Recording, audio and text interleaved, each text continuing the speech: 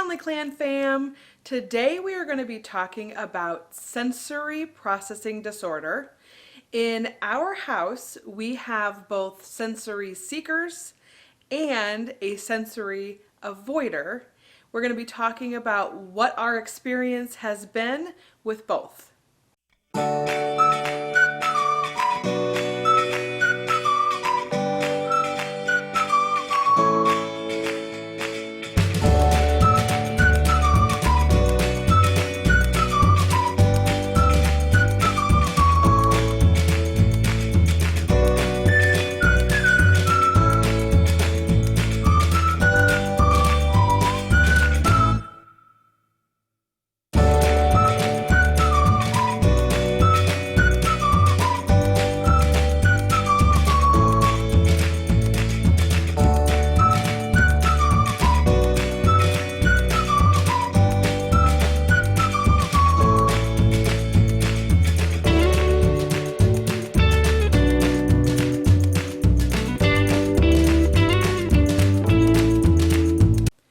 So in our house, we have Jade and Gavin, and they are both sensory seekers, and they seek out the vestibular and the proprioceptive input. So for them, their brains need a lot of that input to even register it on their bodies. So for Jade, what we had noticed for her is that she liked to have a lot of weight on her.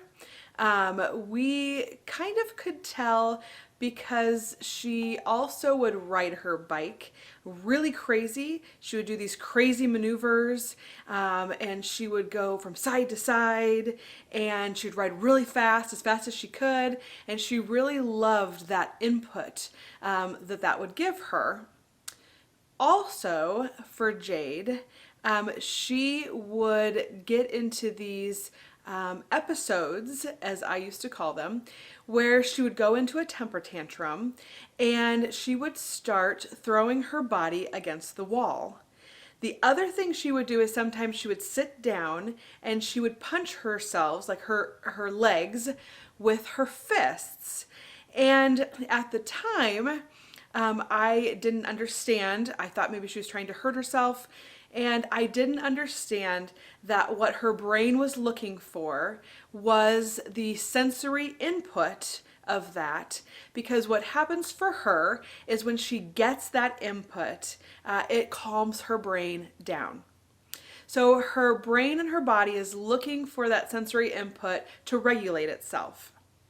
For Gavin, he at a very young age, about 18 months, he started climbing on everything. So he would climb as high as he could possibly get. One time I found him, he had climbed up on one of our chairs, and we had a high top table with high chairs. And so he climbed up on the chair and climbed up on the table, and I looked over and he was standing on our table, and it scared me, but he was like that. He would climb on the furniture and jump off. We had a tree house, and he would like to climb up all the way on our platform of our tree house, and then he would slide down. So for Gavin, he really liked the heights and the feeling that he got, like the rush of swinging or the rush of going down a slide. Same thing with riding his bike. He liked doing that as well. But I noticed that he was doing things a little out of the ordinary, like he would jump off of our stairs, like from the third or fourth step, and he'd jump.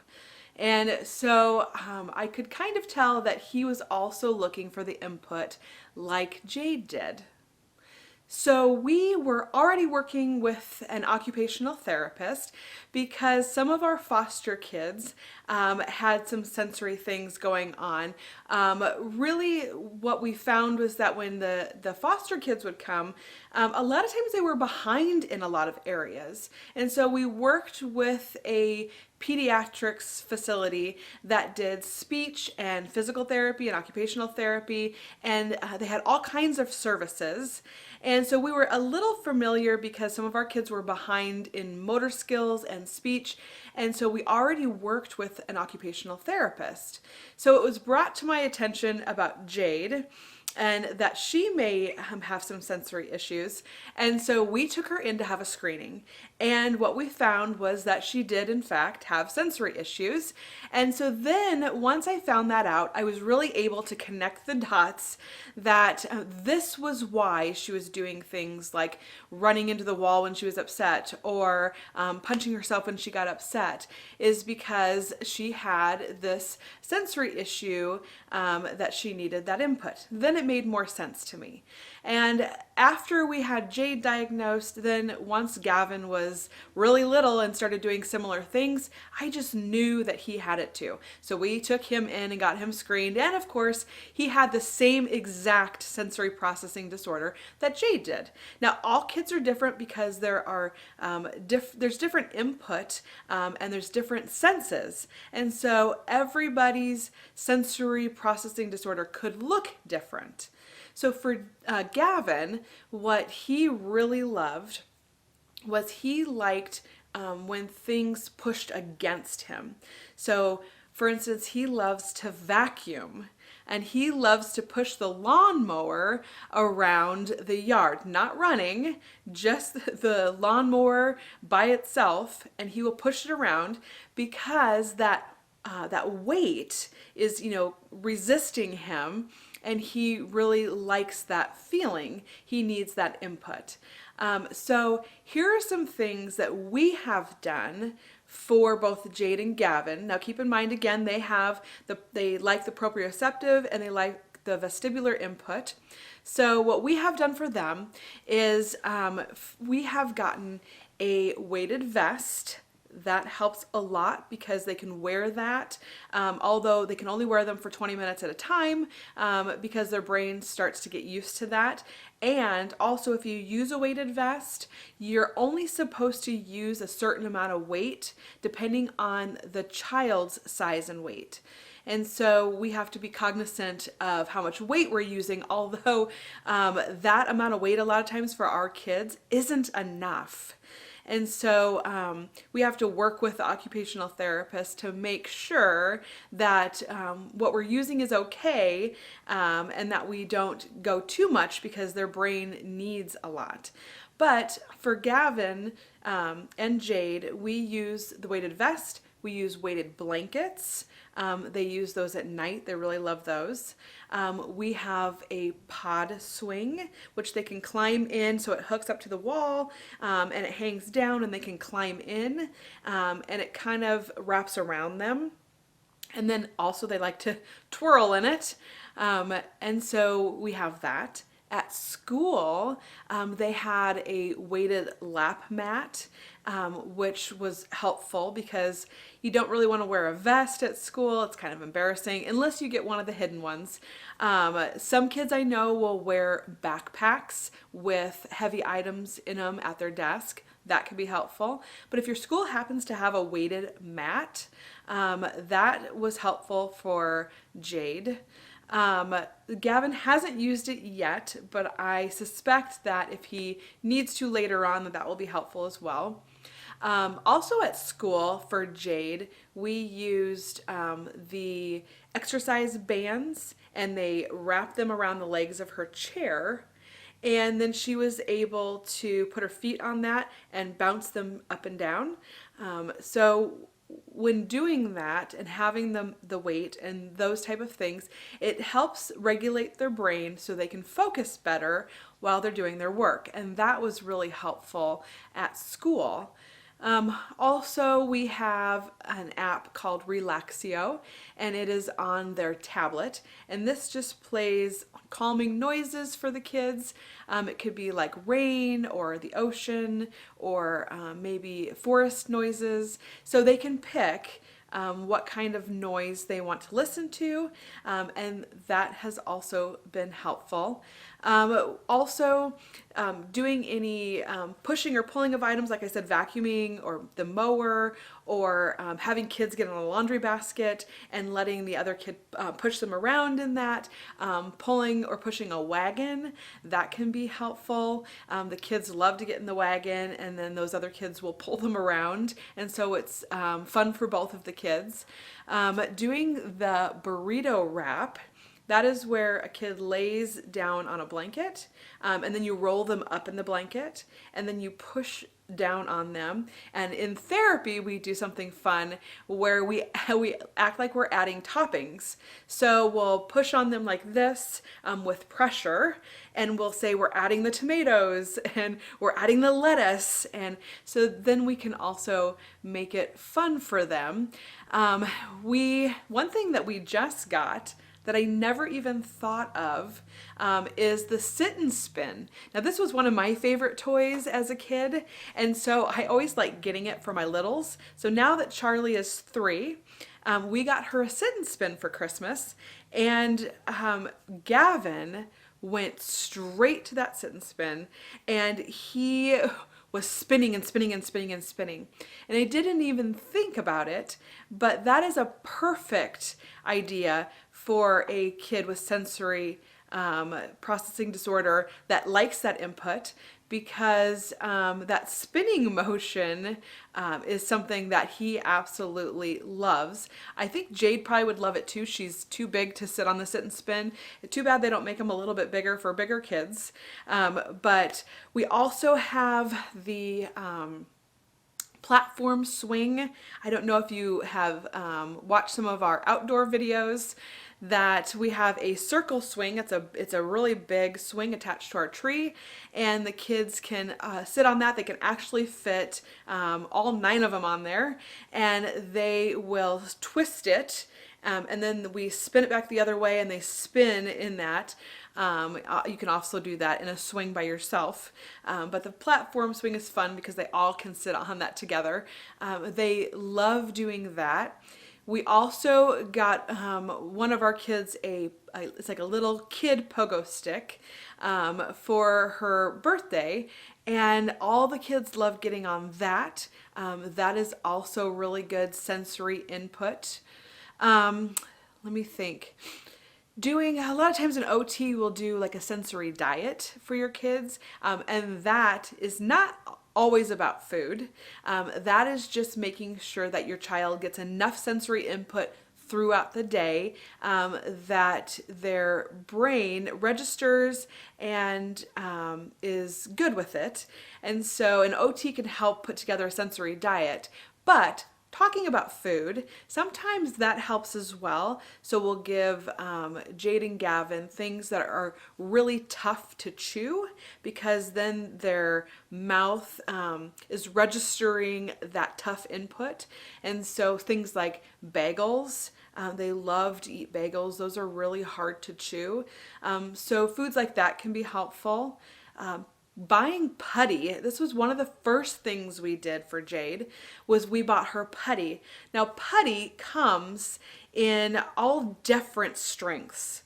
And so we got green, and I cannot remember what number it is. Now don't quote me, I think it might have been a 6 or something like that, but that goes by how hard it is to mold or manipulate that putty. So they have the really hard to manipulate putty, because again, it gives them a lot of input when they do this with it. Let me think, what else do we have for the kids? One more thing is a long time ago for Christmas, Gavin got one of those mini kid trampolines, and it has a bar on it. And so Gavin loves to get on that trampoline and bounce. And now he is a little too big for it. And so we have put it in Charlie's room. But Gavin loved his trampoline, and he loved hanging upside down on that bar. So these are just a few things. If your child also has a sensory need and they need that input, that proprioceptive and that vestibular input, these are great ideas that you can use for your child as well. Okay, so now let's talk about our oral sensory kids. So these are the kids that like to chew on everything. So when Rosie came to our house, she was a thumb sucker, and we tried so hard to get her to break that. And we did eventually get her to stop. But what we noticed was that she also liked to chew on non-food items. So she would take the game pieces out of our games and she would chew on them. She would chew on little small toys. We also caught her once with a bouncy ball. And so her and Gavin both have oral sensory issues. They both like to chew on bouncy balls. They have been outlawed in our house. If we get one sent home from school or a friend's, I always just throw them away right away because I have such a fear of kids choking, and so I do not want to take the risk, and so those are something that just get thrown away immediately in my house. But for Rosie, what we noticed with her is that she liked chewing on small game pieces, little mini toys, and when her and Elena were placed with us, Elena also would chew on things like her blankets and stuffed animals, but we couldn't quite tell if she was doing it because Rosie was doing it, like maybe she thought she would get extra attention, or if she actually had the same issue. So we took the kids to an occupational therapist, an OT, and we had them screened. At the time, they did come back having a delay in motor skills, and also it appeared that they both had oral sensory issues. So we ended up working with an occupational therapist and then stopped.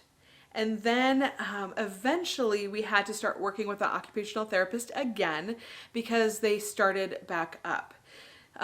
Now, we had them rescreened when they were a little bit older, and Rosie actually does still have a oral sensory issue, but Elena's, we have found, is more due to anxiety. So she does not have a sensory processing disorder. She just has anxiety, and chewing on things when she gets anxious is just something that she does. So two different things going on, even though they're both chewing on items, we have two different things going on. So it's really important to get the kids screened so that way you can find out from a professional what's really going on. So for them, they have that, but then Gavin also chews on items, and his is more like cloth. So he would go to daycare. This is obviously before, he's in kindergarten now, but he would go to daycare and he would come home and the front part of his shirts here would be just completely soaked when he came home. And they would be all like pulled, and like he had, he kept pulling them up and chewing more and more. So let me show you what he did here to one of his shirts. So let's see if you can see it. He chewed a hole right through that thing. So he chews on his shirt so much that he actually chewed a hole in it. So for the girls, when they were seeing an OT, she gave me these things we call them chewies. They're little tubes, and the kids can put them in their mouth and chew on them. Now, as Rosie got a little bit older, she didn't necessarily like the chewing anymore. So we handed that down to Gavin. So Gavin got the little tube chewy, and Rosie got a chewy necklace. And so she wore that for about a year. And it's the necklaces where they have the little rubberized chew things, and they can just pull them up and put them in their mouth and chew on them. And so she wore that for a little bit, and then I think she got, she was worried about what people were going to think at school. And so they kind of implemented a strategy at school where she would get rewarded for not chewing on things, not sucking on her thumb, things like that. And she did really well. So for Gavin, we have now bought. He has a chewy necklace. Actually, our Elf on the Shelf brought chewy necklaces as one of our 12 days of Christmas gifts for all of the kids. And so Gavin has a chewy necklace now that he can wear around the house, and he can wear it to school, and he can wear that and use that instead of chewing on his shirt. He also has the tube chewy. Let me tell you what else we do for oral sensory. Is so by giving the kids textures that they like in their food, that can help to regulate them chewing on items randomly throughout the day. So you have things like broccoli or cauliflower or carrots or celery, and these are all different textures in your mouth. So you have to find out what your kid likes as far as texture. So we sat down with Rosie, we had her make a list. And then we just make sure that we have those snacks around the house so that way she can have those, and she's actually getting that oral sensory input then that she likes through her food. The other thing that we have that was suggested by the occupational therapist, and that was Tic Tacs. So she could put a couple Tic Tacs in her mouth, and she can kind of move those around with her tongue, and she can, have those in her mouth, so it feels like she's got a small item in her mouth. And she can use that instead of chewing on non-food items. That has been really helpful for her. So we've talked about sensory seekers, both with weight input and also with oral sensory. Now, let's talk about sensory avoiders. We have one sensory avoider in our house, and that is Charlie. Now, let me tell you her story. We had Charlie for the first 4 months of her life. She went back to her birth mom, and then I think she was about 22 months. She came back to our house, and we had a lot of trouble with her and her temper tantrums, and just trying to get her regulated. So she was doing something similar to what Jade did. She would throw herself back against things anytime she had a temper tantrum. So I thought that she was sensory seeking, and I thought she needed that sensory input to regulate her brain like Jade does. So we took her to an OT to be screened, and I was completely wrong. She actually, now I don't know why she throws herself backwards during temper tantrums. I think she just gets overwhelmed and frustrated. She does not know how to handle frustration very well. She didn't. She's getting better. But what we found was that she was actually a sensory avoider. And again, once we found this out, we started talking with the OT, it started to make sense to me. When Charlie got to our house, we could not touch her. She would not allow us to touch her. She didn't even really like us sitting near her when she was upset. So as a parent, the first thing you want to do when your kid is upset is you want to hug them.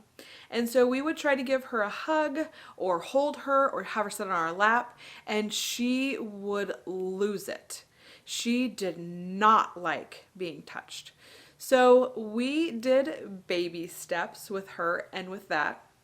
And we would just try to sit as close as she would let us sit while she was frustrated or upset. And then we would get a little bit closer and a little bit closer, and eventually she started letting us hug her. And then even longer after that, she eventually started seeking us out for hugs. And now, as far as touch goes, she's so much better. But that was one of the things that we noticed that she didn't like, was not being touched. The other thing was she hated having her hair and teeth brushed. Now, I could have gone a couple ways with this. I kind of wondered if it was just because she really had never had it done that much, and so she didn't like it at first. But it makes sense to me, being a sensory avoider, that she wouldn't like those feelings. And so, especially with hair brushing, you get, as a girl, you get snarls in your hair, and sometimes it pulls a little bit when you're brushing, and she hated that. The other thing we kind of noticed was the other kids would get on swings, and she hated swings. She did not want to get on a swing. She would like literally avoid them at all costs. We would put her down, and one of the things I thought was kind of weird was that she had to have her shoes on in the house. And so she never went without shoes. And even like outside, we put her down if she had bare feet, and she would cry and cry because she did not want to walk on the concrete. It took her a long, long time to walk into the grass. She didn't like any of those feelings. And so what we did for her was we offered her the ability to do these things that would provide sensory input at a very low level. So that way she could kind of test it out, and then she could do a little bit more and a little bit more. So things like Play-Doh, kinetic sand. She loves playing with those, Play-Doh and kinetic sand. She also loves slime because slime is really easy to manipulate. We haven't bought any yet because we use the other items, but they do make the putty I was talking about earlier with Jade and Gavin. They do make that in a very, very easy to manipulate putty. We could get that for her if we felt like it was necessary, but we have a lot of the other items, so we use those. We have, and it was actually given to us by Sean's uncle, but we have it's like a little rocking horse that you can get on, and she can climb on that, and she can rock as much or as little as she wants. It actually also, you push its ear and it plays a little song. And so after going to the occupational therapist a few times, I noticed that she climbed up on that horse, and she kind of sat there at first, and she refused to get on the horse. And so she got on that horse, and she would ride it a little bit and ride it a little bit, and now she'll get on the horse and she'll just ride it like crazy. She loves it now, and I think that that's so interesting because it took months to get her to do anything once we started OT. But from the time we got her, it took, I would say, a good 8 months before I could even get her to try. The sit and spin. The sit and spin is a good one because she can sit on it and she could not even move if she doesn't want to, or she could spin a little bit if she wants. So that's something that can go at her own pace. The mini trampoline that we have in her room now, that's a really good one. She can jump as hard as she wants or as little as she wants, and she usually will get on there and she'll jump just a tiny little bit, but like that is enough for her. But also keep in mind what she's doing is she's building up her sensory tolerance. And so she is able then, once she starts out small and does a little bit more and a little bit more, her body and her brain are able to learn how to process that. And she really has gotten so much better with that. And then like walking on things, she will now walk in the house without shoes. It took a long time for that. She will sometimes walk on concrete with no shoes as long as it's smooth. But she still hates to walk through the grass. So for her and for a sensory avoider, really I feel like what it's about is giving them something that they can do at their own pace so they can tolerate what is happening. Also giving them the opportunity to try it themselves, like we'll let Charlie try brushing her own hair. Or we'll do like, I'll brush her teeth and then I'll give her the toothbrush and then she can brush her teeth. Sometimes we'll let her do it to her baby dolls. So giving her the opportunity to also do things on her own so she can see, like, this is how a brush feels when I do it. Or this, I'm helping my baby. I feel like this all helps with helping her build a tolerance so that way she can withstand more sensory input than what she could. Now, will she always have problems? Maybe. She might not like a lot of input even later in life, and that's okay.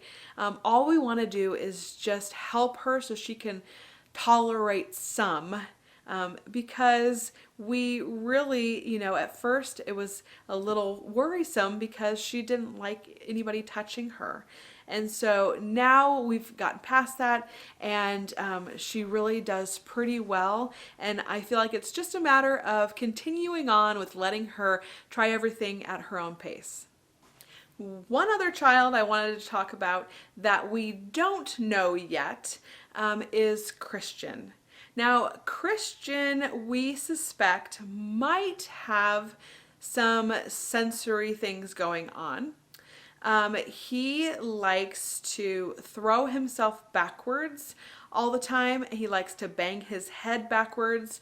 If he's in his high chair, even if he's in his play area, he'll bang it back against the plastic play area.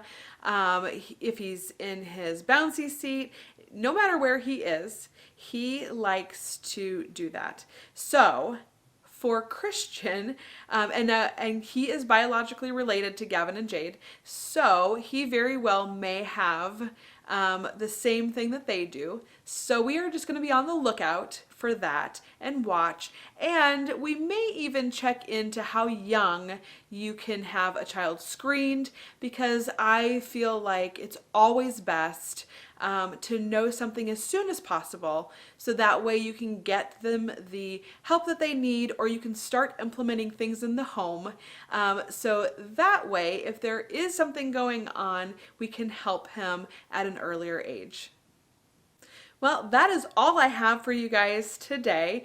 I hope maybe you guys learned something new, or maybe it will be helpful for you and your kids.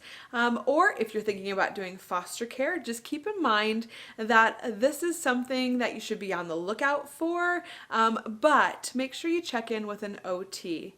We'll see you next time, guys. Bye. When we wake, hear the birds and see the sun. Side by side our fears are done. Oh, the good times just begun.